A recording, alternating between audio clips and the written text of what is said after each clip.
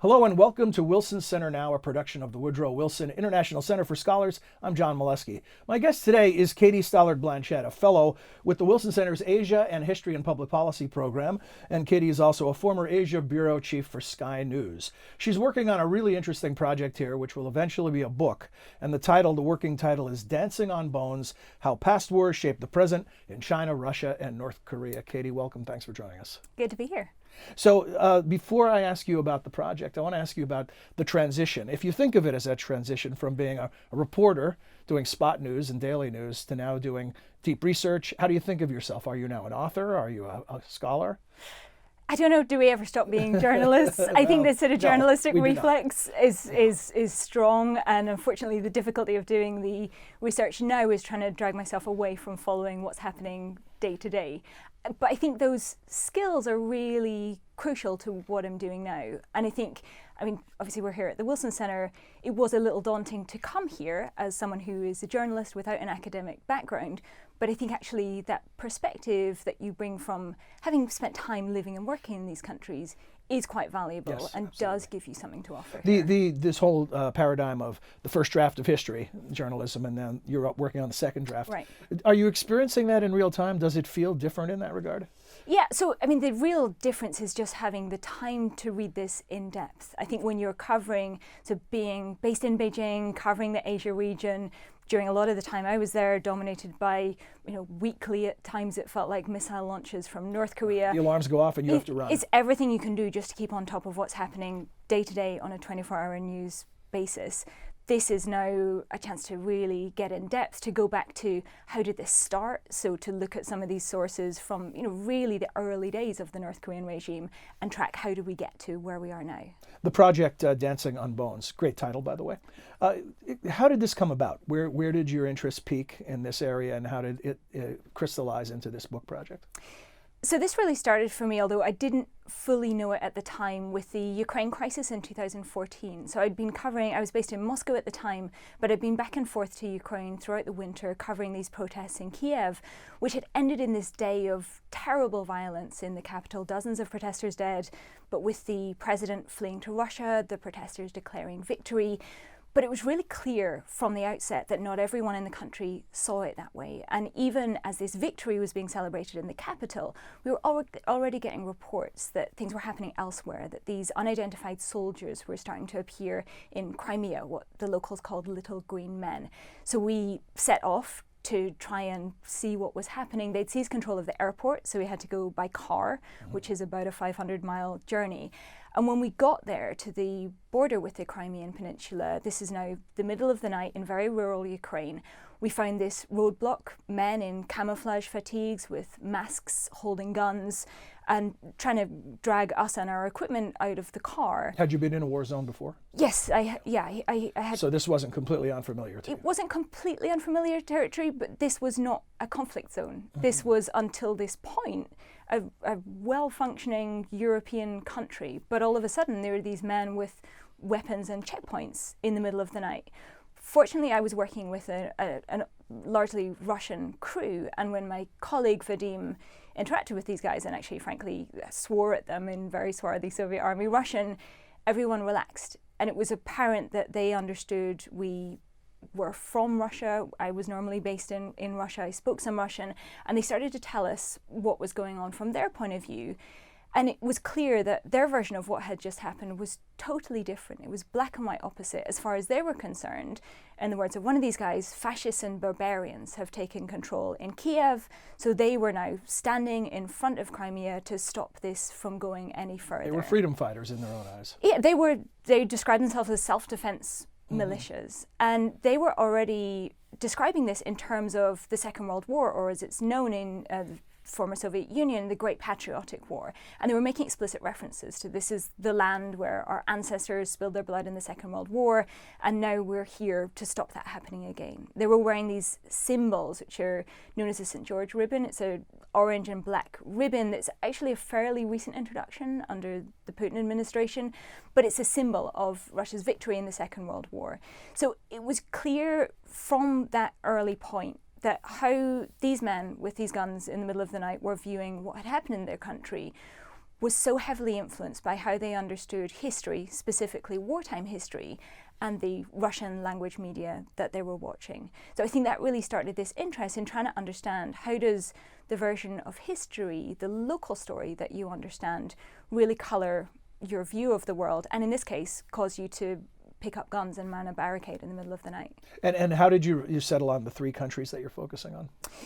This was a very unscientific matter of living and working first in Russia, then in China, and from China, largely focusing on North Korea, and just seeing in all 3 of these countries how central the wars of the last century were to current politics. So going from that experience in Ukraine and in Russia, where the Great Patriotic War had been brought back under Vladimir Putin to become this really significant national holiday. It's been described as close to a secular national religion.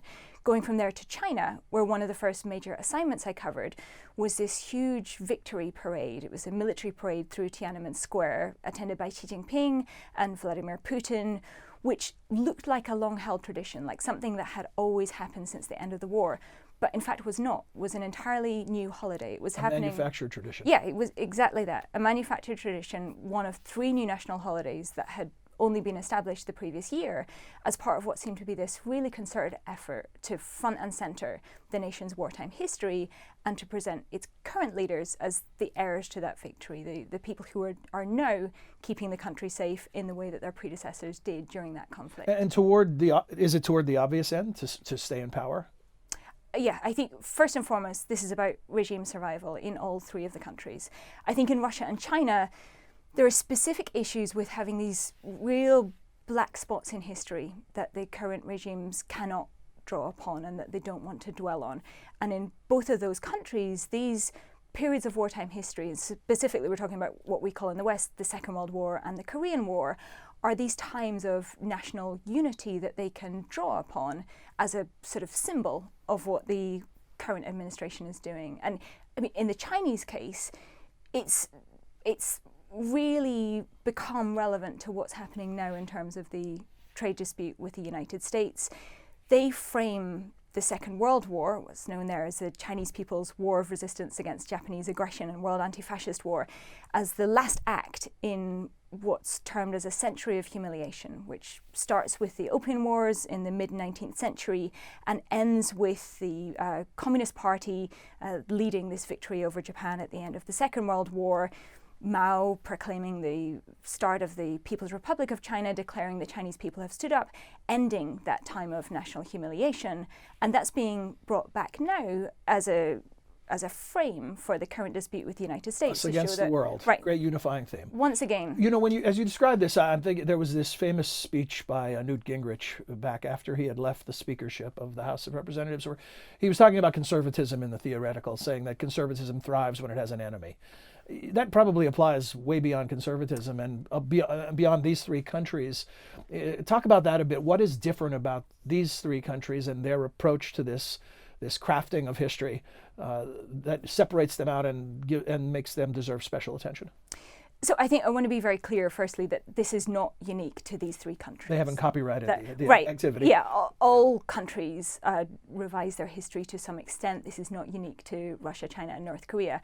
What made me want to study them is understanding how significant they are to our outlook from the West and how much it matters to understand what are the stories being told inside these countries and how does that affect how we interact, how we engage with them, or otherwise. But I think as you talk about the external enemy, I mean, I think this is really a key animating feature here of directing discontent outwards, having this looming existential hostile forces on the border that you can direct any dissent towards rather than have that focus on these administrations or regimes themselves. Has working on this project made you re-examine your own childhood history lessons and what you thought about your own country growing up?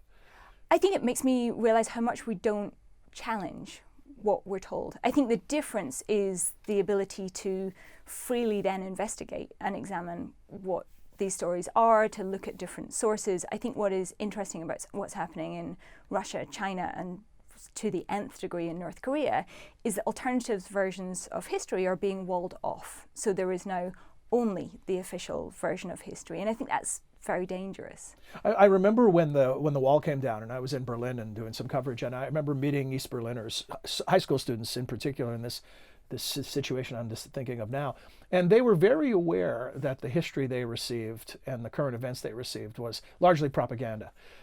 But they didn't have the internet back then. They didn't have a back door to try to compare and contrast. Is it possible for these regimes to maintain this control over the flow of information and the narrative of history in an internet age? So I think in the Chinese case, there were all of these predictions about how the internet was going to really explode, the Communist Party's control. It was going to be like nailing Jell-O to the wall. And that hasn't proved to be the case. You can use a VPN, a virtual private network, to jump over the Great Wall from inside China and find information elsewhere.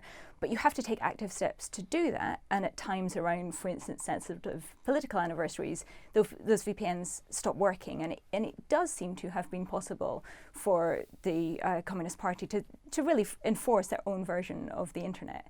I think what's really interesting about this is the North Korean case.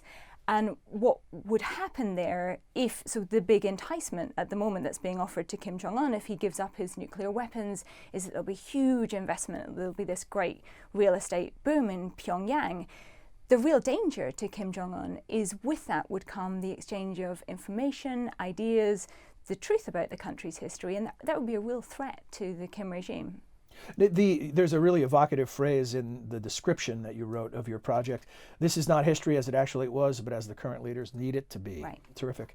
If the book is filled with phrases like that, I can't wait to read it. About this, is there a sliding scale of how far you can go in crafting a reality that now becomes something that isn't even close to what happened? So, in other words, George Washington chopped down a cherry tree, harmless overall, some story about the character of the man, but something like the Holocaust never happened. Now we're into a whole different area. Right. How far do these countries go when they're either manufacturing a tradition or crafting a narrative that may or may not be what actually happened? So in the North Korean case, very far. And that's a real issue for the future of that country. And as I talked about, these enticements of being able to open up and have development of the economy, while the Kim regime needs to project these what are flat out lies that they have told, which developed over time. So in the North Korean instance, for the end of the Second World War, so at that time, the Korean Peninsula, the whole country, is under Japanese colonial rule. At the end of the Second World War, with Japan's surrender to the Allies, the Japanese leave, or the country is divided. But in the version of that story that is told in North Korea now, that is the work of Kim Jong-un's grandfather, Kim Il-sung, who, in the early days of this story, with Soviet help, liberates the Korean Peninsula and expels the Japanese. But in the current day version, this is something he does single-handedly. So with his guerrilla armies, returns to the Korean Peninsula, defeats the Japanese, and draws the bloody curtain of the Second World War to a close. So, I mean, this is an outright lie, which would be disprovable were there an exchange of information. But in that country, I mean, there are monuments built to it. There's an Arch of Triumph, a huge Arch of Triumph, bigger than the French one, in the middle of Pyongyang, which memorializes this moment. So they have taken something that didn't happen. Kim Il-sung was not even on the Korean Peninsula at the end of that war, and created an entirely fictional story. Yeah. So it sounds from that example as if the audiences for these exercises are primarily domestic, because nobody in Japan is buying that story, for example. Right, and so I think... Is that the common thread? Is it usually directed at an internal audience? I think this is primarily about shoring up regime legitimacy. And in the North Korean example, this is about explaining why the Kim family needs to be in power. It's about explaining why the country is so poor, why living standards are so difficult, that's not the Kim family's fault. The Kim family is protecting the country. It's not impoverishing them. And like I say, that's the real threat to the Kim family beyond... We're not just asking them to give up their nuclear weapons, we're asking them to give up this whole raison d'etre. We're asking them to give up this fictional enemy that they've created to explain why they need to be in charge in North Korea. As you work through this, are there any lessons for contemporary international relations emerging, things we can learn about these countries that may instruct our dealings with them? So I think one of the reasons that I think it's really important, and I think this is maybe something that we see as journalists, is how much this information and where you get your news from, where you get your information sources from, really colours your daily reality. So if we understand that, then from the outside not playing into that. So for instance, during the 2017 crisis with North Korea has been, the Kim regime has been telling its people since the 1940s that there is this terrible, bloodthirsty, imperialist tyrant in power in the United States who is hell-bent on invading North Korea again, and the Kims are standing against them. From 2017, they could play the tape. So they had Donald Trump actively threatening fire and fury and the total destruction of North Korea, which is something they had been saying in their propaganda existed for decades. So I think understanding what these stories are and not giving grist to the propaganda mill. Has the trend of deepfakes been weaponized in this regard? So I think describing news and journalism as fake news has been a very powerful gift to autocrats all over the world. And in regions that I've lived and worked, it means that those in power there can say, see, this is exactly... Redefine reality, not the Right. don't believe those lying news... Yeah, reports journalism that is unhelpful to us is fake news. So it's a real gift, and it's a dangerous trend. Yeah. Well, I hate to ask you this question, but we always come to this with an author. When will the book be ready? Forgive me. The target is second half of next year. Okay. You can try and hold me to that. I'm not your publisher, but I'm going to write it down. Katie, thank you. Look forward to when the book does come out, and then when it does, and you're on the book tour, come back and talk to us about it. Thank you very much. Okay, pleasure. Thank you. Thank you for joining us as well. Hope you enjoyed this edition of Wilson Center Now, and that you'll join us again soon. Until then, for all of us at the Wilson Center, I'm John Molesky. Thanks for being here.